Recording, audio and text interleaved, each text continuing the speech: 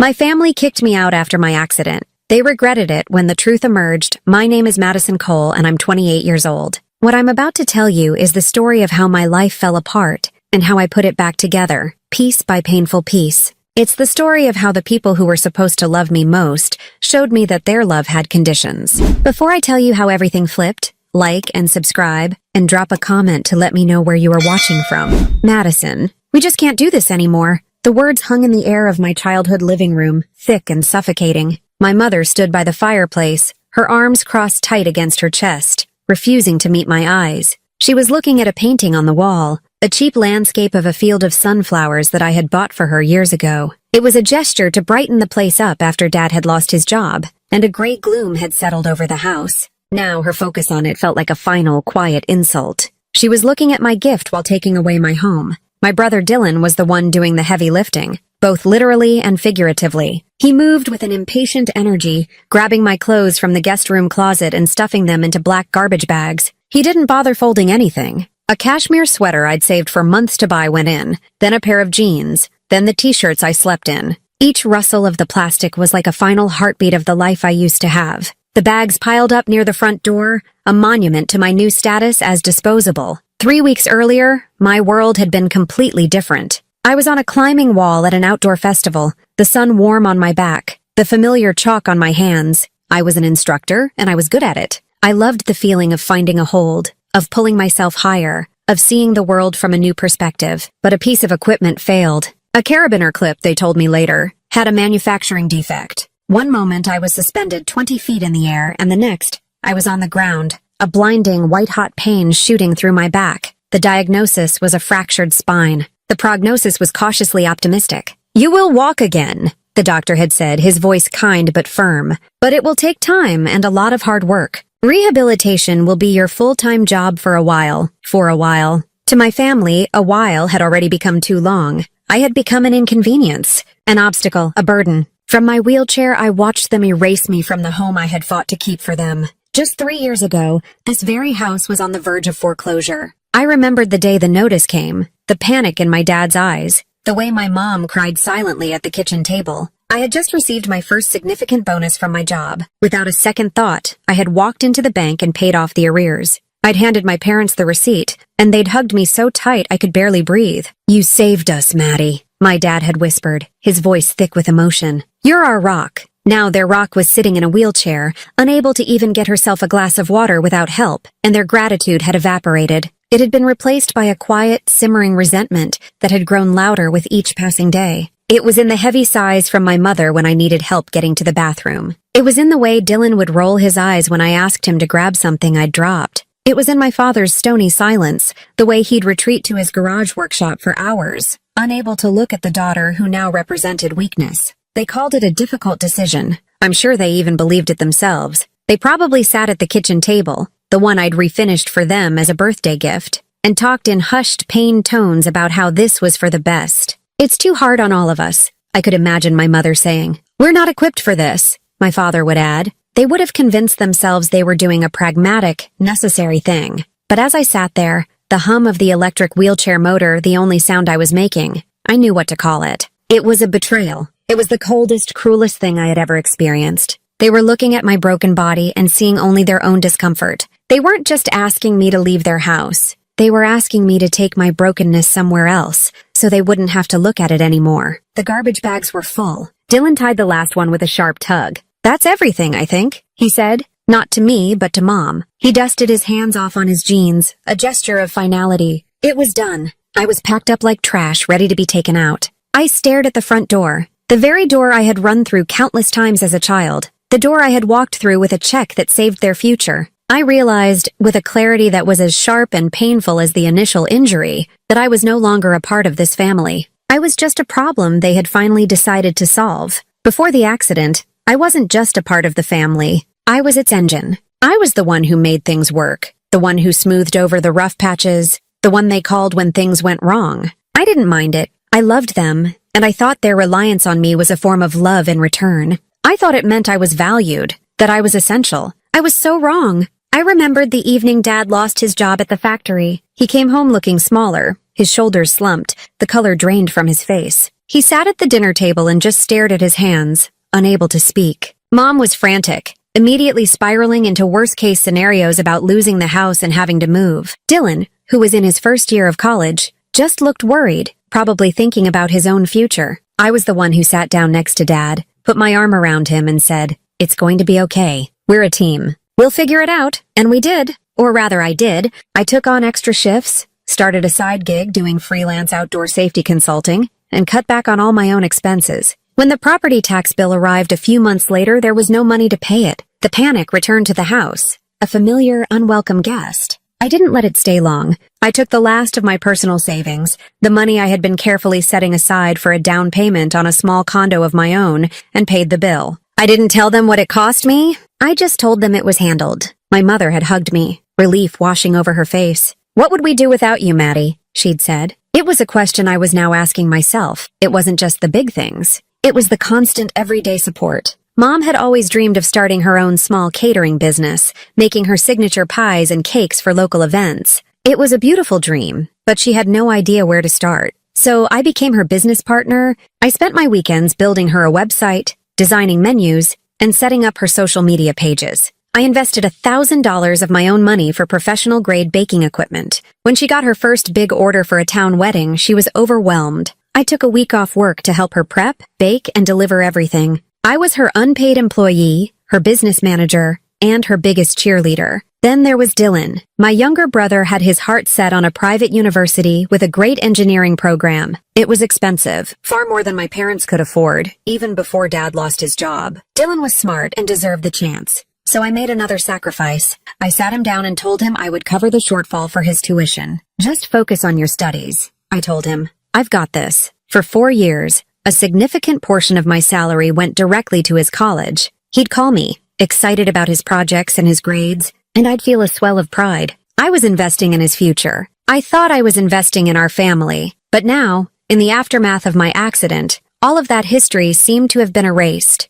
My value had been tied to my utility, and my utility was gone. Suddenly, I was the problem, the expense, the crisis that nobody wanted to solve. Their excuses were delivered with a gentle, almost apologetic tone, which somehow made them even more cruel. "It's about space, sweetheart," Mom said, wringing her hands. "Dylan needs the guest room for his new home office. He's starting his career now, you know? He needs a dedicated place to work. The guest room. It was my old bedroom, the one I'd grown up in. They'd kept it mostly the same after I moved out, and I stayed there whenever I visited. The idea that Dylan's need for a desk was more important than my need for a place to recover was staggering. He could have used the dining room table or a corner of the basement. The excuse was so thin it was transparent. Dad's reasoning was money. "We just can't afford all these medical bills, Maddie," he said, looking at a spot on the floor just past my wheelchair. "And all the modifications the house would need. A ramp, grab bars in the bathroom. It's just too much for us right now." He said it like he was the reasonable one, the one making the tough but logical choice. But he knew, and I knew, that my insurance was actually quite good. It covered the bulk of my hospital stay and my upcoming rehabilitation. I had already looked into grants for home modifications. The money wasn't the real issue. The real issue was the effort. They didn't want to do the work. They smiled when they said these things. They patted my shoulder. They spoke to me in soft, pitying voices. But their eyes were cold. It was the kind of calculated kindness that is more brutal than open anger. They had weighed the cost of keeping me against the convenience of removing me, and I had lost. The love I thought was unconditional was, it turned out, entirely transactional. My account was overdrawn. I could no longer carry them, so they were dropping me. They expected a scene. I could see it in the way they stood, braced for a storm. My mother was fidgeting with the sleeve of her blouse. My father had his hands shoved deep into his pockets, and Dylan was lingering by the door, ready to make a quick exit. They were anticipating tears, shouting, pleading. They thought I would break down, that I would beg them to reconsider, that I would remind them of everything I had ever done for them. They assumed I had nowhere else to go, that their rejection would leave me utterly stranded and helpless. So when I looked up from my wheelchair and smiled, the reaction was immediate and profound. It wasn't a happy smile. It was a smile born of a deep, sudden, and ice-cold understanding. It was the smile of someone who had just seen the truth with perfect clarity. And while the truth was agonizing, it was also liberating. "Don't worry, Mom," I said, my voice steady, betraying none of the turmoil inside me. "I understand. I already have a ride coming." Confusion flickered across my mother's face. She exchanged a quick, uncertain glance with my father. A ride? Who "Who did you call?" she stammered. She probably imagined I had called a friend, someone she could later explain the situation to with a carefully curated story of hardship and reluctant necessity. "You'll see," I said simply. I pulled my phone from the side pocket of my chair and tapped the screen a few times. I didn't need to make a call. I was just confirming a prearranged pickup time. I put the phone away and began to maneuver the wheelchair toward the door, my movements slow but deliberate. The whine of the motor was the only sound in the room. They just watched me, their script thrown out, their prepared speeches useless. The silence stretched on for what felt like an eternity. Then, through the living room window, we all saw it. A sleek, dark gray van was pulling into the driveway. It wasn't an Uber or a taxi. It was a private medical transport vehicle, the kind used for non-emergency patient transfers. It was clean, professional, and looked expensive. It was a world away from the garbage bags filled with my belongings. My family stared, their mouths slightly agape. I could almost hear their thoughts running wild. Who paid for this? Who did she call? They thought I was broken and penniless. They had no idea about the other life I had been building for myself, the one I kept quiet because I never wanted to make them feel uncomfortable or left behind. What they didn't know was that 3 months before my accident, my entire world had shifted. I had been working as a climbing instructor in our small town, but on the side, I had been developing and patenting a new type of adaptive climbing harness, one designed for individuals with lower body mobility issues. I had been inspired by a young girl I'd coached who had lost a leg to cancer, but still had a fierce desire to climb. I created it for her, in my spare time, in my garage.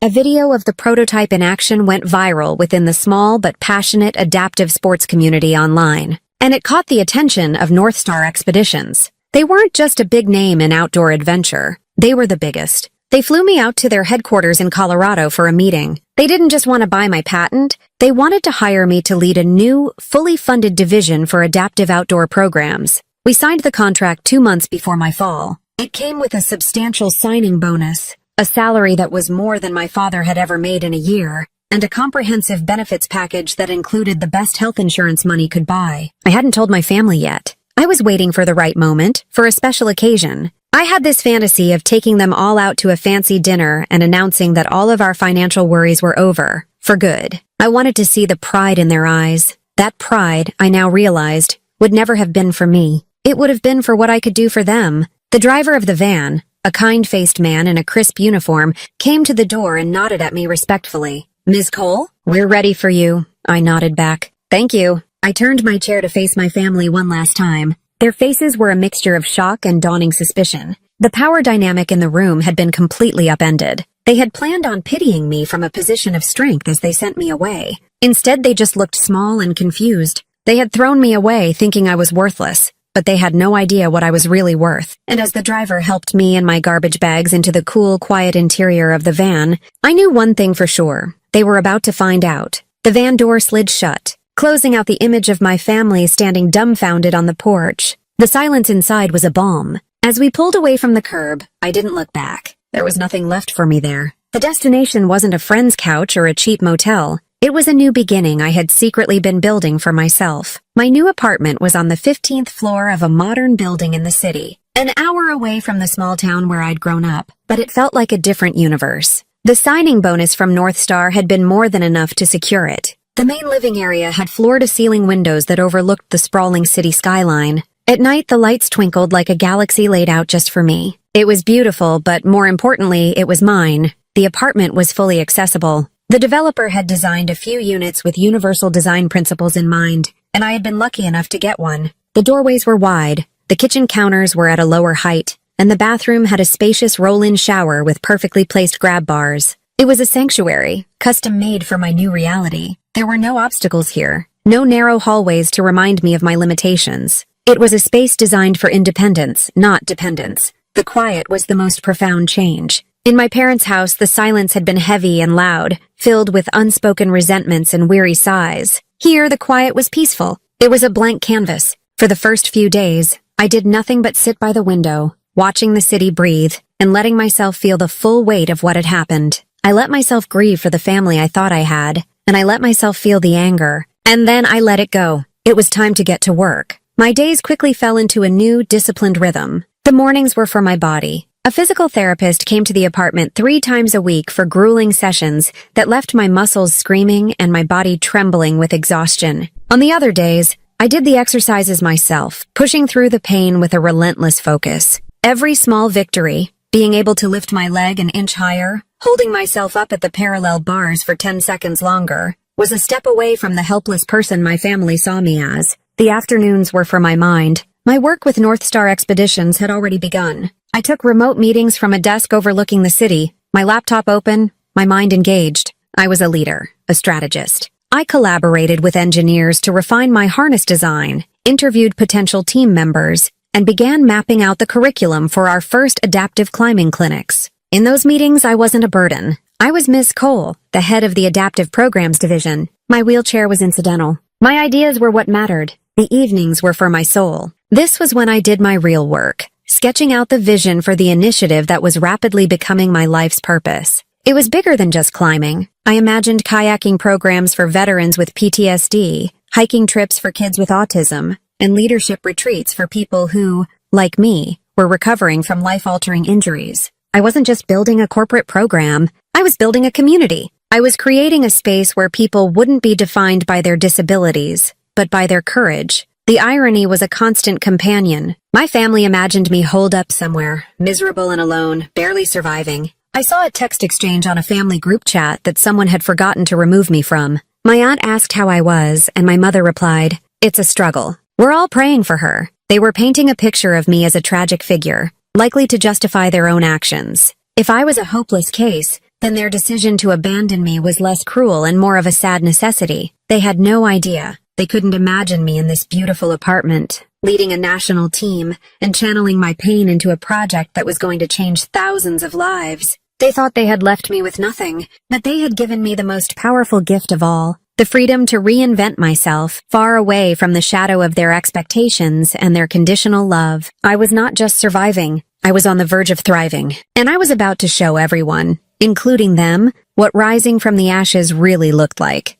Recovery is not a straight line. There were days when the pain was so immense, so all-consuming, that it felt like a physical presence in the room with me. There were days when my progress would stall, when my legs would refuse to cooperate, and the frustration would be so intense it brought me to tears. In those moments of doubt, when the temptation to give up was strongest, my family's parting words became my greatest asset. Their cruelty was a fire that burned away my weakness. I would be in a physical therapy session, sweat dripping down my face, my therapist, a kind but firm woman named Maria, telling me, "One more set, Madison. You can do this." My muscles would be shaking, on the verge of giving out, and my mind would scream, "I can't." And then, clear as day, I'd hear my brother Dylan's voice from that last week in the house. I had asked for his help to get from my chair to the sofa, and he had let out an exasperated sigh. "You know, you're lucky we're even keeping you here this long," he'd muttered, thinking I couldn't hear him. The memory would hit me like a jolt of electricity. Lucky? I would grit my teeth, grip the parallel bars tighter, and push myself up for another set. I wasn't lucky. I was strong, and I would show him. I would show them all. There were other memories, too. Small cutting remarks that had sliced me open at the time, but now served as scar tissue, tough and resilient. One evening, I had been trying to help Mom in the kitchen, attempting to chop vegetables from my wheelchair. My hands were still weak, and I dropped the knife. It clattered loudly on the tile floor. My mother didn't yell. She didn't get angry. She just let out a long, weary sigh and said, "Oh, Maddie, you used to be so capable." Her pity was worse than any anger. It was a dismissal of who I was now, a constant comparison to who I used to be. Now, when I was working late into the night on a complex business proposal for North Star, and my eyes were blurry with fatigue, I would hear that sigh. Capable? I would take a deep breath, reread the paragraph, and find the right words. I would prove that my capabilities had not been lost. They had simply been transformed. Their cruelty became my motivation, but not in the way they might have imagined. I wasn't plotting revenge. I wasn't dreaming of the day I could rub my success in their faces. My goal wasn't to make them suffer. It was to make their opinion of me irrelevant. I was working toward a life so full, so meaningful, and so independent that their chapter in my story would become nothing more than a footnote. Their betrayal was the catalyst, but the journey was entirely my own. I was fighting for my freedom. Freedom from their judgment, freedom from their pity, and freedom from the lingering pain of their rejection. 6 months after they had packed my life into garbage bags, a milestone arrived. It wasn't a big, flashy event. It happened on a quiet Tuesday morning in the therapy room of my apartment building. I was standing between the parallel bars, my legs encased in heavy carbon fiber braces. Maria stood a few feet away, her expression encouraging. "Okay, Madison," she said softly. "Just one step." I took a deep, shaky breath. I put all my focus on my right leg. I told it to move, to lift, to step forward. For a moment, nothing happened. And then slowly, agonizingly, it did. I lifted my foot off the ground and placed it a few inches forward. Then I did the same with my left. It was clumsy. It was exhausting. It was the most beautiful thing I had ever done. Tears streamed down my face, but they weren't tears of sadness or pain. They were tears of pure, unadulterated triumph. Maria's eyes were misty. "The doctor said this might take a year, maybe longer," she said, her voice filled with awe. "This is a miracle." I shook my head, a small, tired smile on my face as I leaned against the bars for support. It wasn't a miracle. It was willpower. It was 6 months of relentless, painful work. It was the result of harnessing every ounce of heartbreak, every bitter memory, every dismissive sigh, and forging it all into an unbreakable resolve. I had taken the worst moment of my life and used it as the foundation to build a better one. And I was just getting started. The first 9 months in my new life were a quiet, grueling, transformative blur. They were spent in the cocoon of my apartment and the therapy gym, rebuilding my body one painful muscle contraction at a time. The world knew nothing of my struggle, and that anonymity was a gift. It allowed me to heal without scrutiny, to fight my battles in private. But the work I was doing with North Star Expeditions was never meant to stay private. Its entire purpose was to be shared. The day of the official launch felt like my own personal re-emergence into the world. We held the press conference at a beautiful, accessible lookout point in a national park just outside Denver. The air was crisp and smelled of pine, and the mountains stood behind the podium like ancient, silent witnesses. I was terrified. It was one thing to lead a Zoom meeting from my desk. It was another to stand in front of a bank of news cameras, my leg braces feeling heavy and conspicuous under my slacks. For a moment, a wave of the old fear washed over me. What if I stumbled? What if my voice shook? What if they saw the weakness, not the strength? Then I looked out at the small crowd we had invited. In the front row were the first 10 participants of our pilot program. There was a young man named Leo who had lost a leg in a motorcycle accident, a woman named Sarah who was a paraplegic after a skiing fall, and a veteran named Mike who was battling severe PTSD. They were watching me, their faces filled with a hope that was so potent it felt like a physical force. They weren't looking for perfection. They were looking for proof that a different future was possible. My fear vanished, replaced by a deep sense of purpose. This wasn't about me anymore. When my name was called, I walked to the podium. It was a slow, deliberate journey of about 15 feet. I could feel the cameras tracking my every move, focusing on the careful, measured gait my braces allowed. I didn't try to hide it. I let them see the effort. I wanted them to see it. When I reached the podium, I gripped its sides for a moment, took a deep breath, and looked directly into the cameras. 357 days ago, I fell from a climbing wall and fractured my spine. I began, my voice clear and steady. The first thing the doctors told me was what I had lost. They told me I might never walk again, that I would certainly never climb again. For a while, the world seemed to be defined by what was gone. But what I've learned over the past year is that a fall is not just an ending. It's also a beginning. It's a chance to see the world from a new perspective, and an opportunity to find a new mountain to climb. I didn't mention my family. I didn't talk about betrayal or abandonment. I didn't need to. The real story wasn't about what had been done to me. It was about what I had done for myself. I spoke about the loneliness that comes with a sudden disability, the feeling of being written off by a world that values only able bodies. And then I talked about the fire inside that refuses to be extinguished. I introduced the North Star Adaptive Adventures Initiative, not as a corporate program, but as a promise that the wilderness belongs to everyone, that our worth is not defined by our limitations, but by our courage to face them. The response was immediate and overwhelming. The news broke that evening like wildfire. My face was on the local news. Then national news channels picked it up. My story was compelling. Survivor turned trailblazer. The narrative was simple and powerful. By the next morning, my name was trending on social media. Major online magazines and newspapers ran feature stories.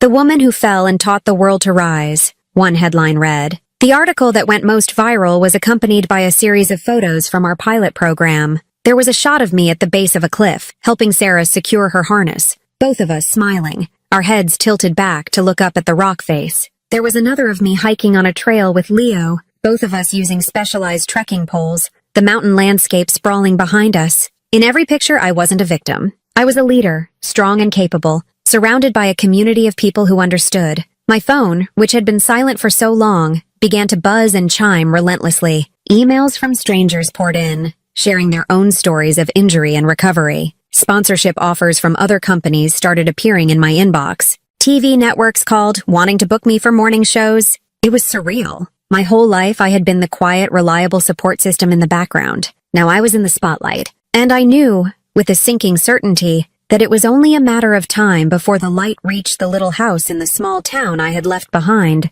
My family, who had cast me out into the darkness, were about to see me shine. They didn't see it on the national news. They didn't see it online. They found out from Mrs. Gable, our next-door neighbor of 20 years. A woman whose prize-winning roses my mother both envied and admired. Mrs. Gable, an avid reader of the Sunday paper, saw the feature story in the lifestyle section and, with the breathless excitement of someone sharing incredible gossip, walked right over to my parents' house, newspaper in hand. I heard the story later from my Aunt Karen, who had gotten it from a very flustered Mrs. Gable herself. Apparently, she had knocked on the door, and when my mother answered, Mrs. Gable had thrust the paper forward. "Sharon, have you seen this? It's astonishing. Your Madison, she's a hero. It says right here she's launched this amazing program, helping disabled people. We should have her come speak at the community center." My mother's face, Karen said, went completely white. She took the paper, her hands trembling slightly. My father came to the door to see what the commotion was about. They stood there together on the front porch, staring at a full-page photo of me, smiling and confident, standing with my team. The headline was printed in bold, undeniable letters.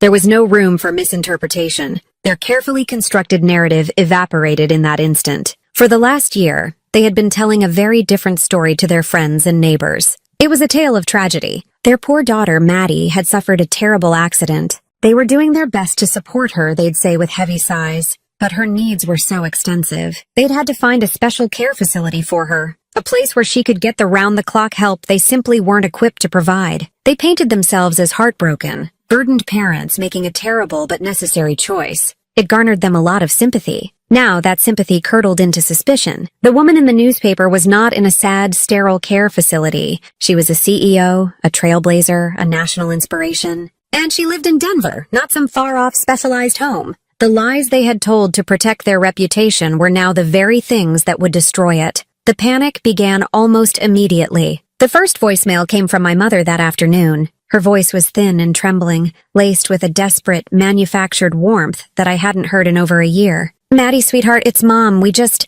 saw the news. Oh, honey, we are so incredibly proud of you. It's just amazing. Why didn't you tell us any of this? We've been so worried. Call me back, sweetheart. Please." Proud. The word was a bitter pill. They weren't proud. They were terrified. They were exposed. My father's message came an hour later. His voice was gruff, trying to project a sense of paternal authority that he had long since forfeited. "Madison, it's your father. Your mother and I saw the article. It's quite the operation you've got going. You know, you could have included us in this. We would have supported you. You should have told us you were doing so well." The blame was subtle, but it was there. This was somehow my fault for not keeping them informed, for not giving them a chance to get in on the ground floor of my success. Dylan's contribution was a single, curt text message. "Guess you didn't need our help after all. Congrats." The word congrats felt like an insult. It was dripping with the resentment of a brother who had once seen me as a safety net, and now had to face the reality that I had become a success entirely without him. In fact, I had succeeded because he and the rest of them had failed me. I didn't respond to any of them. I read the messages, I listened to the voicemails, and I felt nothing. The part of my heart that they had once occupied was a quiet, empty room. The door was closed and locked. The final confirmation of their collapse came 2 days later from my Aunt Karen. She was my mother's sister, but she had always been more of a free spirit, someone who saw through the family's pretensions. She called, and I could hear a strange mix of amusement and disbelief in her voice. "You are not going to believe what's happening here," she said without even a hello. "Your mom is a wreck. Everyone at church on Sunday was giving her the side eye. People have been asking questions. Your parents' story about you being in a special facility isn't holding up so well against a feature in a national newspaper. They can't even show their faces at the grocery store without someone asking about their famous daughter. They built a house of lies. Maddie, and it's collapsing around them." I was quiet for a moment, processing it all. I felt no satisfaction, no desire for revenge, just a deep, profound sense of finality. "They made their choices, Aunt Karen,"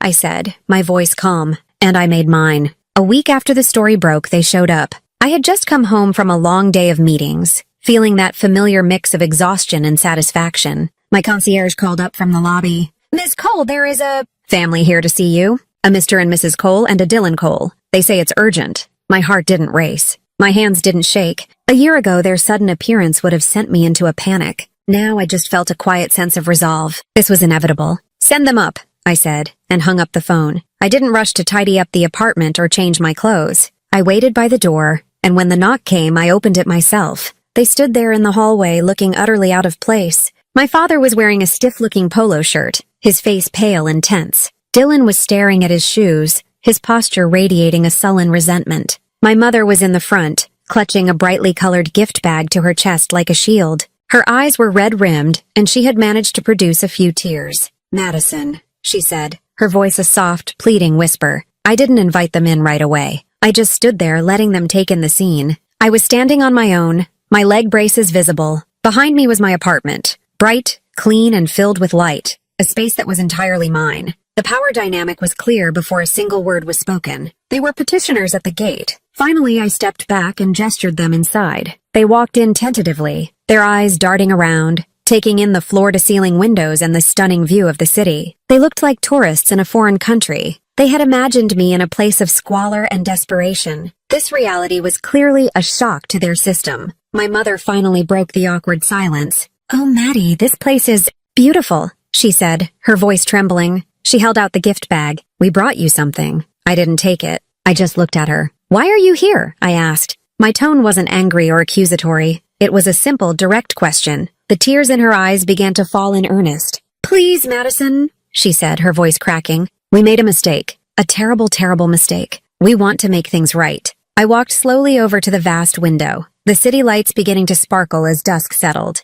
I gestured toward the view below. "You kicked me out when I couldn't walk," I said calmly, my voice even. "You packed my clothes in garbage bags because you couldn't be bothered to care for me. You told your neighbors I was in a facility because you were ashamed. And now," I turned to face them, "you show up with a gift bag when you see me on magazine covers." My father finally spoke, his voice cracking. "We didn't mean to hurt you. We didn't know what to do. We were scared." The excuse hung in the air, flimsy and pathetic. I looked him straight in the eye. "So was I said, and the quiet force of my words silenced him. I was terrified. I woke up in the hospital and I couldn't feel my legs. I was in more pain than you can possibly imagine. I was scared of being a burden. I was scared of being alone. I was scared of never being myself again, but I faced my fear. "You," I said, my gaze sweeping over all three of them, "ran away from yours. You didn't just abandon your fear. You abandoned me." My mother started to sob, a theatrical gulping sound. "We love you, Maddie. We've always loved you."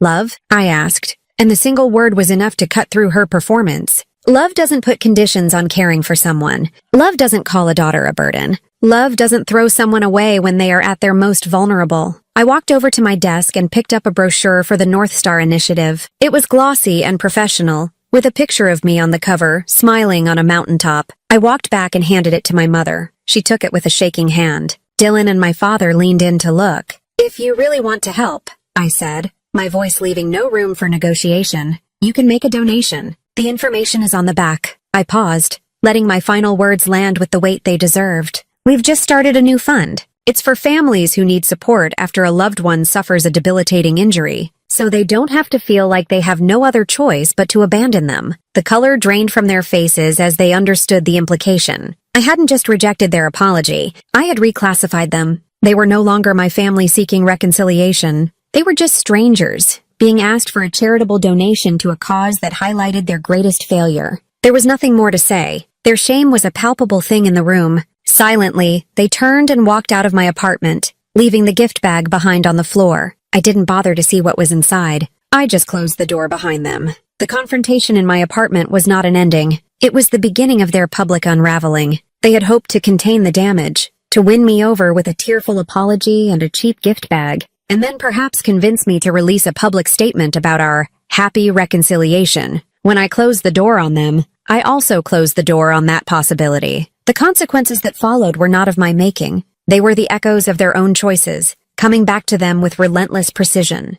A week later, a local journalist who had been following my story connected the dots. They must have interviewed old neighbors or friends from my hometown. A new article surfaced online. this one far more personal and devastating than the initial stories of my success. The headline read, "Family who rejected trailblazer daughter after injury now seeks reconciliation," sources say. The article detailed their lies about me being in a care facility and painted a stark picture of their abandonment. The national story had become a local scandal. The public backlash was swift and brutal. For my brother Dylan, it was catastrophic. His engineering firm had recently secured a major contract with a large athletic apparel company, a company that had just become one of the primary sponsors for my North Star program. When the news of Dylan's role in my story reached their corporate office, the fallout was immediate. They issued a public statement about their commitment to supporting athletes of all abilities, and stated that the personal conduct of individuals associated with their partners was of the utmost importance. They pulled the multi-million-dollar contract. 2 days later, Dylan was fired. His company couldn't afford the association. He was now a liability. He called me for the first time in over a year. He didn't apologize. He yelled, "Are you happy now?" He shouted into the phone. "You've ruined my career. All because you couldn't just let things go." I listened to his tirade without saying a word. He was still blaming me, still unable to see that his own actions, stuffing my clothes into garbage bags, rolling his eyes at my needs, treating me like a nuisance, were the cause of his downfall. When he finally ran out of breath, I said one thing, "Goodbye, Dylan," and I hung up. My mother's catering business, her small source of pride, crumbled next. It was a business built on local relationships and reputation. In a small town, gossip travels faster than any news bulletin. Her clients, many of them women from her church and social circles, began to cancel their orders. A baby shower was called off, a birthday party order was rescinded, and the lucrative contract she had to supply pastries for the weekly town council meetings was not renewed.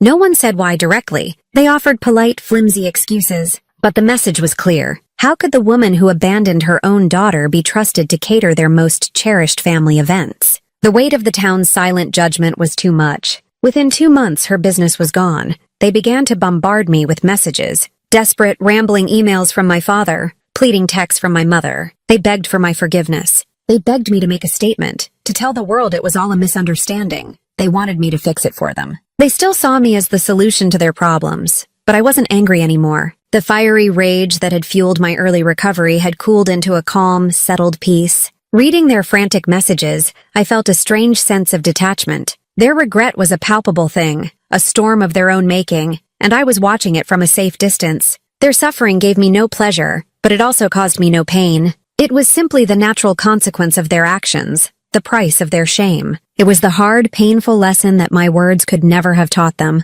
They hadn't wanted a daughter. They had wanted an asset. And when they realized the asset they had thrown away was more valuable than they had ever imagined, they were left with nothing but the crushing weight of their irreversible mistake. Today, I walk. I walk with a slight limp, and on bad days the braces are a necessity. Each step is a conscious effort, a reminder of the fall. But it is also a reminder of the climb back up. I walk through my office at North Star. I walk the accessible trails in the Rockies, and I walk onto stages to share my story. Every step feels like a victory. I stand in front of new climbers now, people in wheelchairs, people with prosthetic limbs, people carrying invisible wounds. I see the same fear in their eyes that I once saw in my own. I see the world that has told them no, and I make it my mission to be the person who shows them the path to yes. Your worth is not measured by who stays beside you when you fall, I tell them, and my voice never wavers. It is measured by how high you climb when you decide to rise. I did eventually forgive my family. It wasn't a dramatic, tearful reunion. It was a quiet, personal decision I made for myself, alone in my apartment one evening while watching the city lights. I forgave them to free myself from the last remaining anchor of bitterness. I forgave them so that I could move forward completely, without their ghost trailing behind me. But forgiveness and reconciliation are two very different things. I forgave them, but I never went back. I never returned to that little house, and I never allowed them back into my life. Some relationships are like a treacherous mountain pass. Once you have navigated the danger and found your way to the other side, you don't need to go back and climb it a second time. My peace, my safety, my well-being, they were on this side of the mountain, and I had no intention of ever risking them again. If you have ever been abandoned, written off, or made to feel small, and you found the strength to come back stronger, please like this video and subscribe to the channel. Tell me in the comments where you are watching from, and share a piece of your own story if you feel comfortable. Because sometimes, the people who throw you away are the very ones who give you the motivation to fly. They may think they are leaving you in the dust, but they will end up with a front row seat to watch you rise higher than they ever imagined.